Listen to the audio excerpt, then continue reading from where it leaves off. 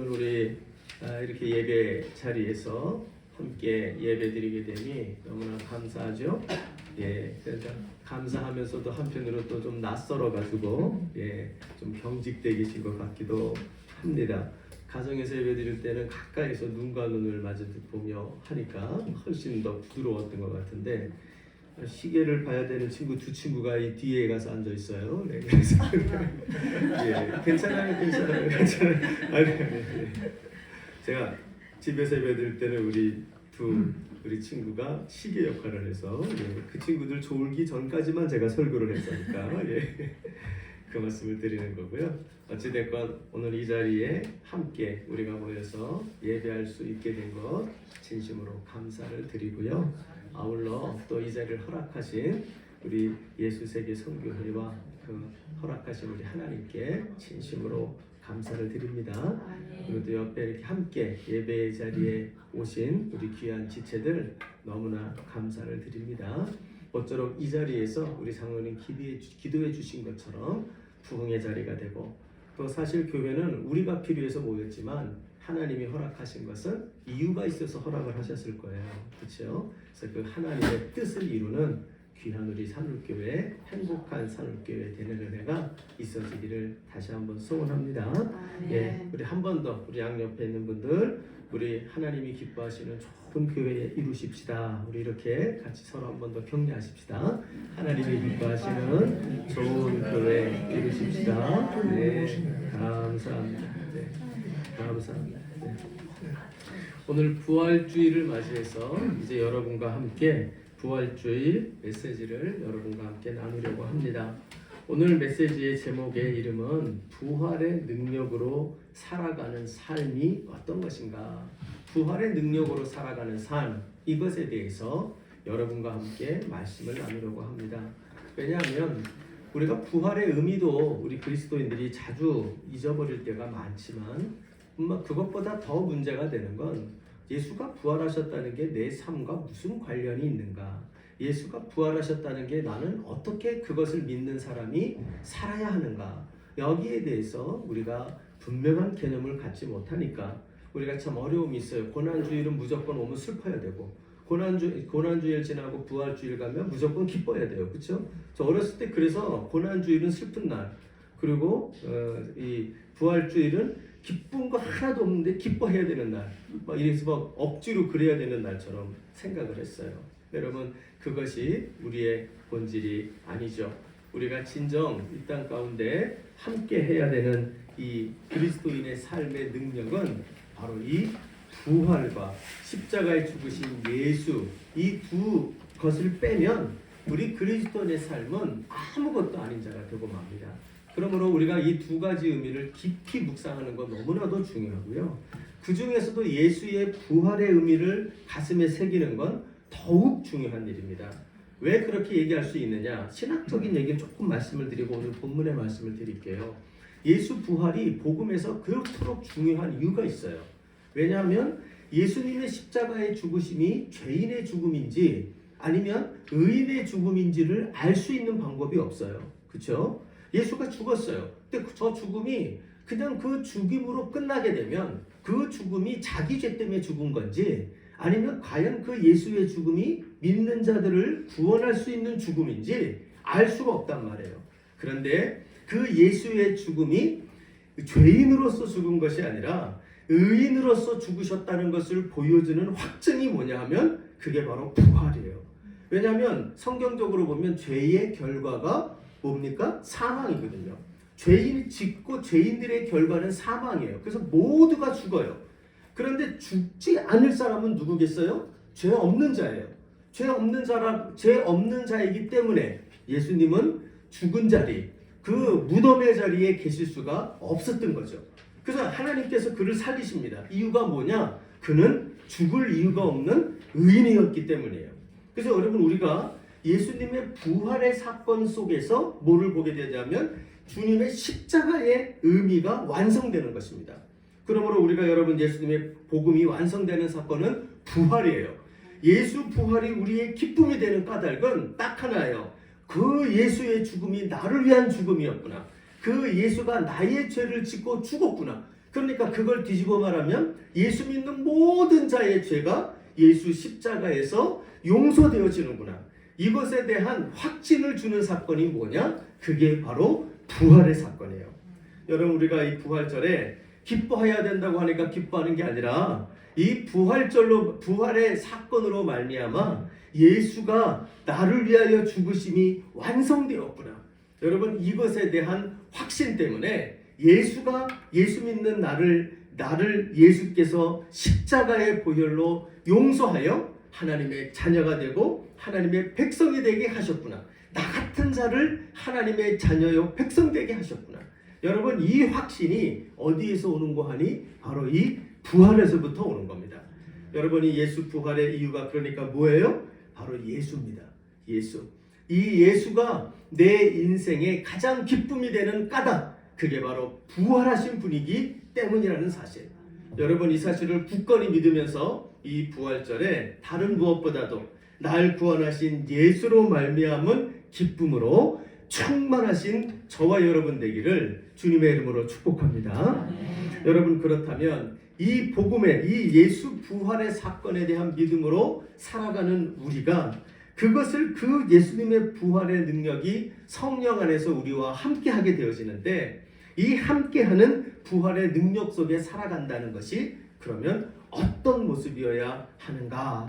오늘 그 얘기는요, 사실 여러분하고 뭐 길게 말씀드릴 이유가 없이 명확하게 오늘 본문 읽어만 봐도 사도 바울이 너희들에게 예수가 부활하여 승리하셨으니 그러므로 너희들은 이렇게 살아야 돼 라고 우리에게 권면하고 있어요. 저는 여러분 이 말씀을 새로운 말씀이 아니라 있는 말씀 그대로 보면서 저와 여러분이 정말 예수님 부활하셨다는 걸 믿는데 그 믿음을 가진 자다운 삶으로 살아가는지를 점검하고, 그 믿음을 가진 자답지 못한 모습이 있다면 성령께서 이 시간 우리에게 은혜를 주셔서 주님의 부활의 능력으로 이렇게 살아가는, 말씀대로 살아가는 은혜가 회복되는 오늘 부활절 되기를 간절히 바랍니다. 자, 그런 의미에서 오늘 본문을 보면 사도 바울은, 오늘 본문은 여러분 고린도전서 15장의 말씀이죠. 이 고린도전서 15장의 말씀은 성경 전체에서 부활장으로 알려져 있는 대단히 유명한 말씀이죠. 이 15장은 처음 시작부터 끝날 때까지 이 부활에 대한 메시지가 가득 차 있는 것이 바로 이 15장의 내용입니다. 사도 바울은 이 15장의 예수님의 부활에 대한 확신에 대한 설명을 쭉 한 다음에 이제 마무리 한 3절 정도를 통해서 이 예수가 이렇게 부활하셨으니 이 예수 부활의 능력을 가지고 사는 너희들은 이렇게 살아야 한다 라고 권면을 하고 있는 것입니다. 55절을 가보시면, 자, 한번 같이 읽어볼까요? 다 같이 읽겠습니다. 시작. 사망아, 너의 승리가 어디 있느냐? 사망아, 내가 쏘는 것이 어디 있느냐? 사망을 의인화해서 이야기하죠. 예수님 부활 때문에 어떤 일이 생겼어요? 사망이 갈 곳을 잃은 거예요. 사망이 할 일을 잃었어요. 그러니까 지금 예수님 부활 때문에 더 이상 세상 가운데 사망 권세가 세상을 지배하는 것은 잠시요, 예수의 부활의 능력이 이 세상을 지배하는 날이 이 땅에 도래하게 됐다는 거예요. 그러니까 사망아, 너 어디 갔니? 너가 이겼다며? 너 어디 있는데? 이러고 사도 바울이 사망을 의인화해서 이야기를 하고 있습니다. 그러므로 예수의 부활의 능력으로 사망 권세를 이기며 사는 자들의 모습이 그러면 어떻게 나타나야 되느냐? 몇 가지로 제가 말씀을 드리겠는데 시간 관계상 제가 간단하게 정리를 해볼게요. 이 56절부터 58절을 보면 크게 한 부활의 능력으로 살아가는 모습이 크게 한 4가지 정도로 나옵니다. 얼굴이 약간 굳어지는 걸 보니 4개씩이나 얘기하면 얼마나 길게 할까 걱정하시는 것 같은데 간단히 한다고 제가 그랬어요. 예.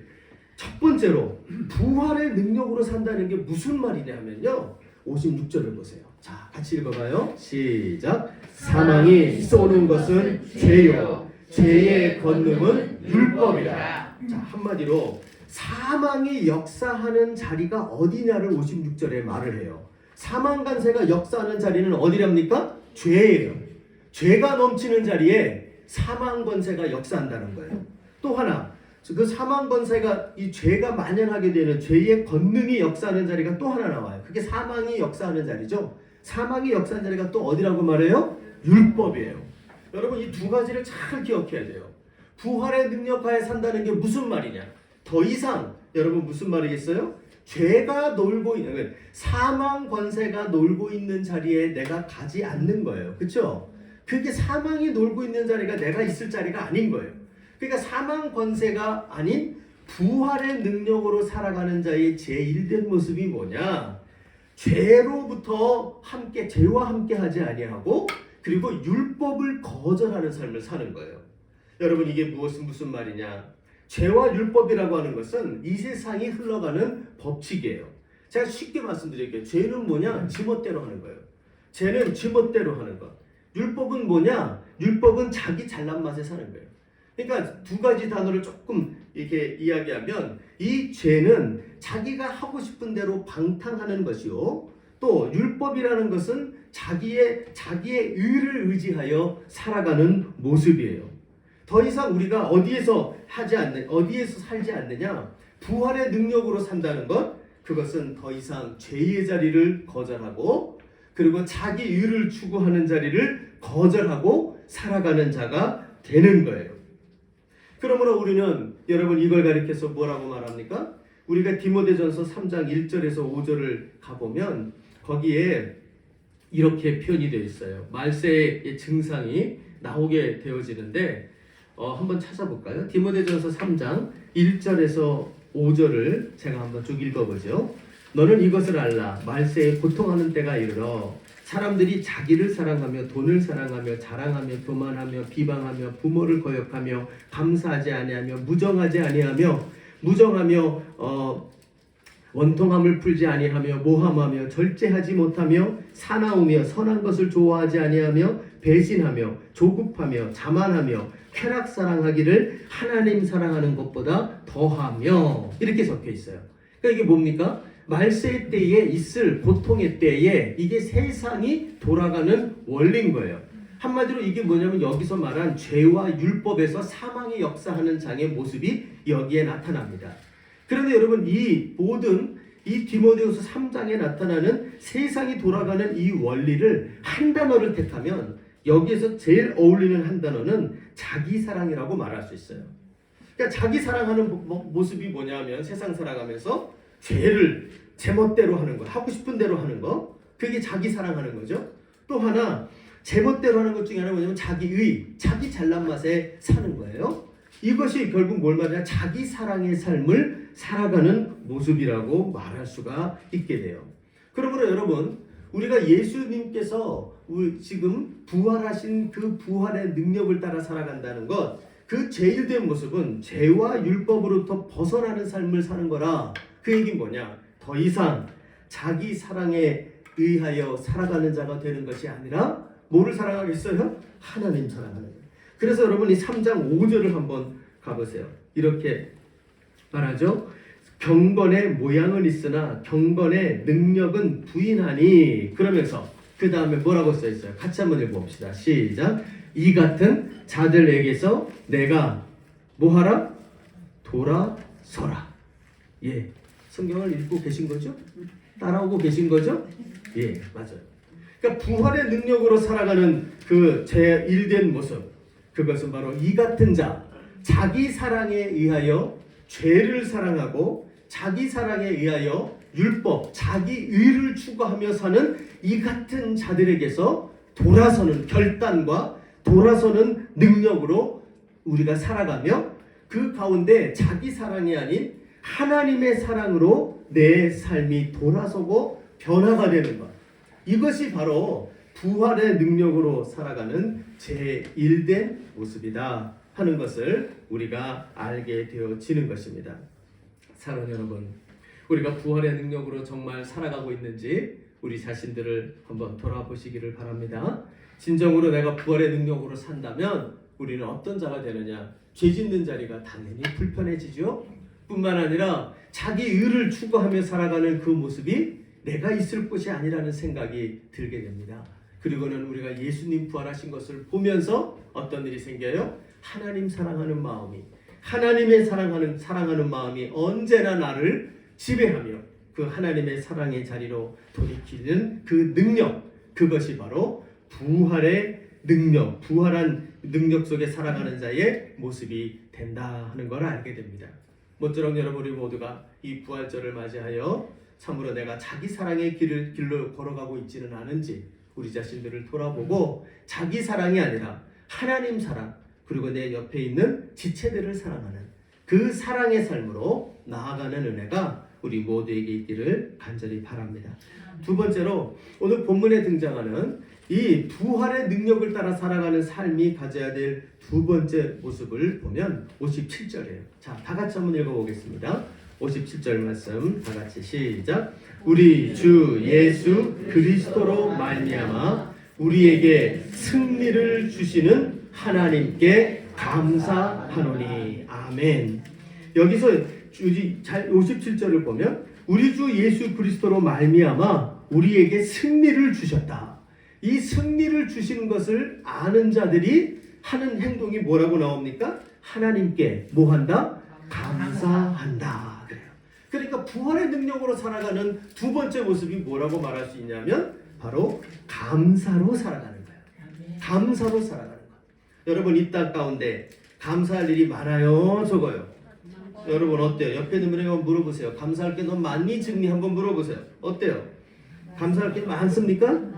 예, 한번 저를 쳐다보고 한번 많으신 분은 끄덕끄덕 해보고 없으신 분은 가로 이렇게 한번 해보세요. 어떠세요? 어느 쪽이세요? 예, 대부분 끄덕이는데 부활의 능력으로 사시는군요. 놀랍습니다. 아, 가로젓는 건 저밖에 아닌가 봐요. 저는 어제도 이 말씀을 묵상하고 오늘 아침에도 묵상하는데 감사할 게 별로 없는 것 같아요. 살면서 왜 이렇게 사는 게 힘들죠? 그렇죠? 사는 게 왜 이렇게 힘든지 모르겠어요. 감사할 일이 참 없어요. 세상이 나를 가만두지를 않아요. 그렇죠? 그래서 감사할 거 세상 바라보니 감사할 게 하나도 없어요. 참 그런 생각을 많이 하게 되고요. 이 세상 보면서 제가 느끼게 되는 게 이 세상은 성경에 보면 두 가지로 묘사를 하죠. 하나는 광야예요. 세상은 광야. 또 하나가 세상은 폭풍치는 바다예요. 이 둘 중에 하나예요. 여기서 어디를 보면서 감사합니까? 감사할 게 참 없어요. 근데 여러분 부활의 능력으로 사는 게 뭔지 아세요? 감사할 게 하나도 없는 곳에서 감사하며 사는 거예요. 감사할 게 하나도 없는데 감사의 능력으로 감사하며 사는 것. 이것이 부활의 능력을 힘입고 사는 자의 모습이에요. 그러면 여러분 무슨 재주로 우리가 감사할까요? 도대체 예수 믿는 사람들은, 예수 부활을 믿는 사람들은 뭐 감사할 게 그렇게 많아서 감사할 수가 있을까요? 오늘 본문에는 그 감사의 이유가 딱 하나예요. 57절을 보면 이렇게 나오죠. 우리에게 승리를 주시는 누구께? 하나님께 감사. 그러니까 여러분 이게 무슨 말이냐면 여기 나오는 감사라는 단어는 헬라어 원어 단어가 조금 다른 감사하고 좀 달라요. 우리는 감사로 번역이 됐지만 이 원래 뜻은 카리스라 그래서 은혜라는 단어예요. 그러니까 이게 무슨 말이냐면 상황이 감사해서 감사하는 게 아니에요. 그 모든 상황에서 하나님의 은혜가 나타나기 때문에 그 은혜를 발견하는 감사예요. 그게 바로 여기에 나오는 감사입니다. 여러분 예수님의 부활의 능력을 가지고 산다는 게 무슨 말이냐면 모든 일에서 하나님이 허락하신 뜻, 하나님이 기대하시는 것, 하나님이 주시는 말씀과 하나님에 대한 소망을 가지고 그 하나님이 주시는 은혜 때문에 감사가 다시 회복되는 거예요. 이게 바로 그리스도인이 갖고 있는 부활의 능력이다라고 말할 수 있게 됩니다. 여러분 오늘 저와 여러분에게 정말 부활절을 맞이해서 무엇보다도 우리 주변에 힘든 문제, 어려운 문제 해결되는 역사가 나타나기를 바랍니다만 그것 해결되지 않더라도 정말 바라는 건 있는 모습 그대로에서 우리는 불평과 원망밖에 보지 못했던 내 눈이 그곳에서 하나님을 볼 수 있는 눈이 열리게 하셔서 은혜를 발견하는 역사가 있는 우리가 되기를 소원합니다.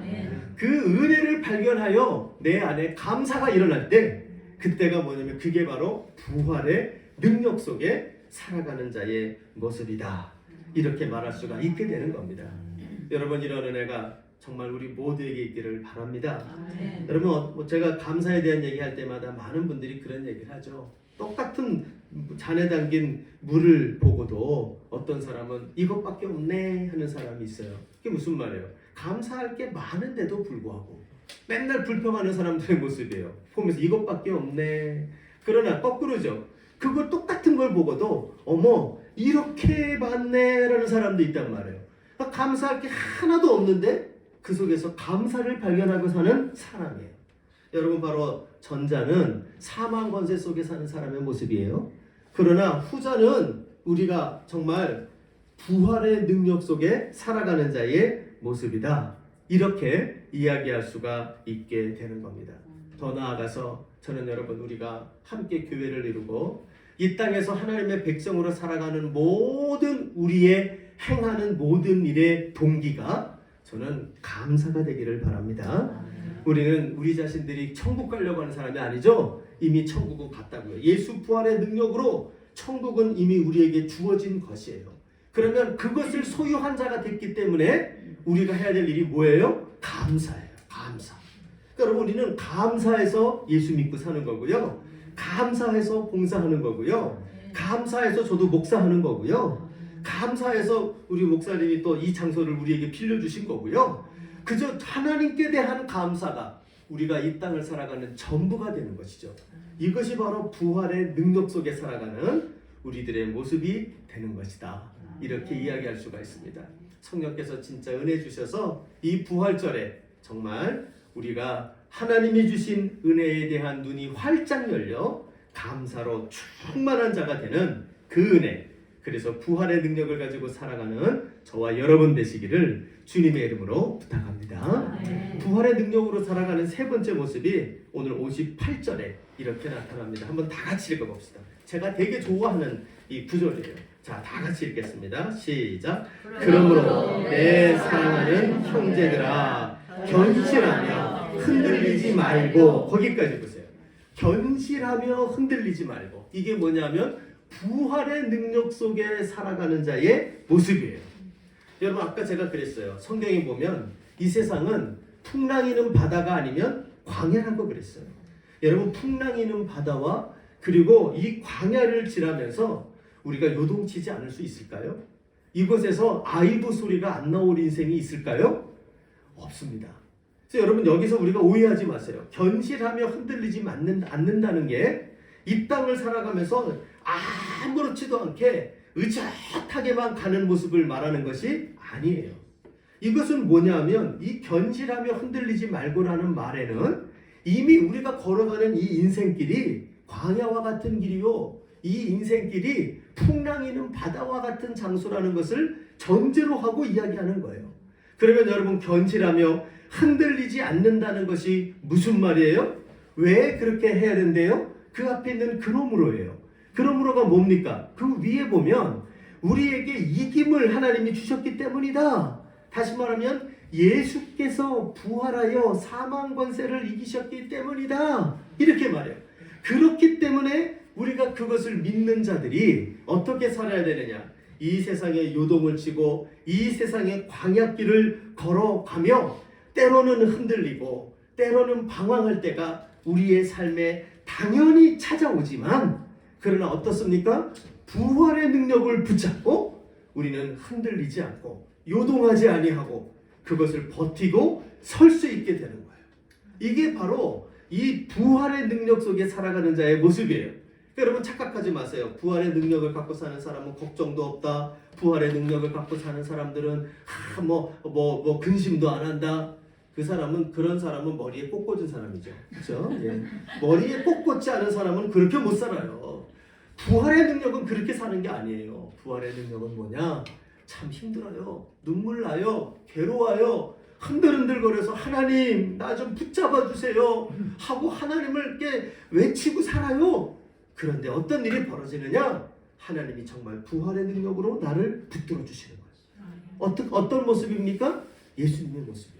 여러분, 예수님도 이 땅을 살아가면서 흔들리셨어요? 안 흔들리셨어요? 어떤 분들은 안 흔들렸다고 말하지만 그런 것 같지 않아요. 왜냐하면 겟세마네에서 예수님이 기도하시는 모습을 보면 주님이 주어진 길을 가는데도 우리 주님이 어떻게 기도하십니까? 겟세마네 마지막 기도할 때 뭐라 그러면 제자들 기도도 안 하는 놈들을 끌고 갔어요. 도움도 하나도 안 되는 놈들이에요. 그래서 저는 이해가 안 돼요. 예수님이 걔네들을 왜 데리고 갔는지. 그런데 저는 하나 느껴지는 게 뭐냐면 너무너무 힘들었던 거예요.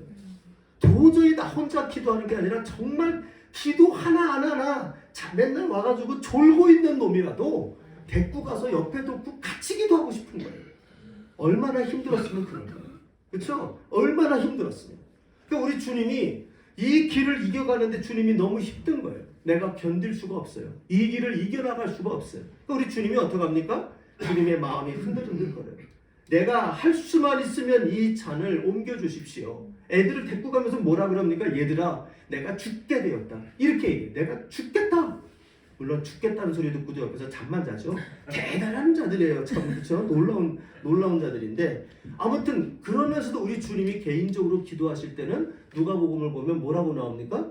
땀방울이 핏방울처럼 기도해요. 이게 무슨 말입니까? 힘드셨다는 거예요. 그러니까 여러분 세상 살 때 힘든 거 너무 내가 믿음이 부족하다고 절망하지 마세요. 우리가 세상 살면 힘들고 고통받으면 방황하는 거 그거요 잘못된 게 아니에요. 당연한 이야기예요. 근데 중요한 건 그 다음이에요. 우리 주님이 어떻게 합니까? 그렇게 피땀 흘려 기도하시고 난 다음에 우리 주님이 일어나셔서 그 다음부터 십자가의 길을 걸어갈 때 보면 우리 주님 너무너무 의연하시죠? 너무너무 의연해요. 그 고통을 당하면서 그렇게 사람들께 비난을 받으면서도 아무 말 하지 않으며 우리 주님이 그 길을 의연하게 걸어가요. 요동하지 않는 모습이죠. 여러분 이것이 저와 여러분의 모습 되는 은혜가 있기를 바랍니다. 부활주일 됐다고 기쁜 사람 별로 없어요. 그렇죠? 인생 돌아보면 여전히 근심거리고 여전히 고통거리 많아요. 그러나 이 속에서 내가 부활의 능력으로 내가 살아간다는 건 바로 이 부활하신 예수 겟세마네에서의 방황하던 자리에서 기도로 승리하셔서 요동하지 않고 십자가의 길을 굳건히 걸어가신 그 예수를 바라보며 우리도 그 예수의 능력을 힘입으며 이 땅 가운데 살아가는 것. 그것이 바로 여기 나오는 견실한 삶이요 요동하지 않는 삶이다 하는 것을 알게 되는 겁니다. 부활주일의 오늘 이 말씀과 그리고 예배를 통하여 비록 흔들리고 방황하는 마음으로 나오셨더라도 오늘 예배 마치고 나아갈 때는 참으로 견실하고 요동하지 않는 마음으로 주의 길을 걸어가시는 귀한 주의 백성 되시기를 주님의 이름으로 부탁합니다. 부활의 능력으로 살아가는 마지막 모습이 나와요. 그 58절 뒷부분 맞아 읽어볼까요? 다 같이 읽어보겠습니다. 시작. 항상 주의 일에 더욱 힘쓰는 자들이 되라. 아멘. 그러니까 이 부활의 능력으로 살아가는 네 번째 모습이 뭐예요? 주의 일에 오늘보다 내일이 항상 더 힘쓰는 자가 된다. 주의 일에 더욱 힘쓰는 자들이 된다. 그럼 여러분 언제까지 어디까지 힘써야 될까요? 이 어디까지의 내용이 요한계시록 2장 10절에 서머나 교회에게 대한 겉면에 잘 나와요. 뭐라고 말합니까? 내가 죽도록 충성하라. 원어의 뜻으로 해석해서 읽으면 충성하라. 죽을 때까지예요. 그러니까 무슨 말이냐면 우리의 목숨이 이 땅에 붙어 있는 한 더 충성하고 더 신실하고 더 주의 일에 열심을 낼 여지는 항상 남아있다는 거예요. 그러니까 저도 착각할 때가 그런 얘기를 종종 합니다. 뭐 이만큼 했으면 됐지. 이 정도 했으면 됐지. 근데 그거는 우리끼리 얘기해요. 우리끼리는 그렇게 얘기할 수 있는데 예수님 앞에서는 부활하신 예수님 앞에서는 우리는 그렇게 얘기할 수 없어요. 언제까지요? 죽기까지 더 주의 일에 힘쓰는 자가 되는 거예요. 그러니까 여러분 죽기까지 더 주의 일에 힘쓴다라고 말할 때 그러면 여러분 그 모델이 누구라는 겁니까? 십자가에 죽으신 예수예요. 그분을 보면서요 부활하신 예수를 보지만 부활 이전에 뭐가 있었습니까? 십자가에 죽으심이 있었다고요. 그러니까 우리는 부활하신 예수님을 보면서 그 능력이 나의 능력이라는 것을 떠올리면서 뭐 해야 되냐면 그거를 여기서 누리고 즐기는 게 아니라 죽기까지 그 자리까지 가기로 작정하는 거예요. 그래서 여러분 이 헌신이 저와 여러분에게 있어지는 겁니다.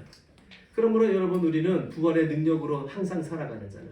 오늘보다 더 신실해지기를 결단하며 나아가세요. 또 오늘보다 더 충성하기로 하십시다. 그리고 오늘보다 더 인내하기로 하십시다. 특별히 우리가 이곳에서 또 우리 이름을 사실 지난주에 지었잖아요. 우리가 저는 뭐 시간이 왜 이렇게 오래된 것 같은 느낌이 드는지 모르겠는데 한 1년 된 줄 알았어요. 제가 이름 진 지가 지난주에 이름 적고 여기서 지금 이 이름으로 예배 드리는 거 처음 드린단 말이에요. 뭐 이 가운데에서 저와 여러분들이 뭐 그런 분들이 있죠. 내 거쳐온 교회들이 많이 있다. 그렇죠? 또 어떤 분들 보면 그렇게 거쳐온 교회 보면서 참 내가 또 교회를 새로 시작하네 이런 생각을 하시는 분들이 있을 수 있어요. 그런데 여러분 우리가 결단하길 바래요. 오늘 말씀을 통해서요. 부활의 능력으로 교회를 시작한다는 게 뭐냐? 이전보다 더 신실한 교회, 이전보다 더 충성스러운 교회, 이전보다 더 믿음으로 인내하는 교회를 세우리라. 이런 결단을 십자가에서 죽으신 그 예수를 바라보며 결단하고 부활의 능력이 임하면 우리는 그런 교회 세울 수 있다. 이것을 명심하며 우리가 그런 결단으로 나아가는 우리가 되어야 할 것입니다. 저도 여러분들에게 감히 약속을 하겠습니다. 이 말씀 가지고 저도 부활하는 이 부활절에 우리가 이 이름으로 첫 예배 드리게 하신 거 의미가 있다고 생각하는데 정말 오늘 함께 예배하는 저와 여러분에게 예수 부활의 능력이 임하여 있는 줄 믿습니다. 그 능력 의지하여 저도 이전보다 더 신실한 목사, 이전보다 더 충성하는 목사, 이전보다 더 인내하는 믿음의 목사로 교회를 섬기고 여러분을 섬길 것입니다. 여러분도 그런 성도들 되주시기를 부탁합니다. 그래서 우리 모두가 부활의 능력으로 더욱더 주의 일에 힘쓰는 은혜가 우리에게 있기를 바랍니다. 말씀을 정리하십시다. 예수님 부활하셨습니다. 그래서 그 예수 부활로 말미암아 우리의 구원이 완성됐습니다. 흔들리지 마시고 구원의 확신과 기쁨 속에 살아가는 우리 모두가 되십시다. 더 중요한 것, 그 부활의 능력을 소유한 자는 자기 사랑의 길에서 돌아서서 하나님 사랑의 길로 항상 결단하며 사시기를 부탁합니다. 아울러 감사하기 힘든 곳에서 감사의 능력을 발휘하며 살아가는 우리가 되기를 부탁합니다. 더 나아가서 이 땅 가운데 상황의 시선을 고정시키지 말고 하나님께 시선을 고정시키면서 흔들리지 않는 견실한 삶을 사는 우리 모두가 되시기를 부탁합니다. 마지막으로 보다 더 주의 일에 힘쓰십시다. 보다 더 수고하십시다. 그래서 주님이 기뻐하는 그러한 더욱 기뻐하는 성도요 교회로 함께 전진하는 우리 모두가 되시기를 주님의 이름으로 부탁합니다. 아멘.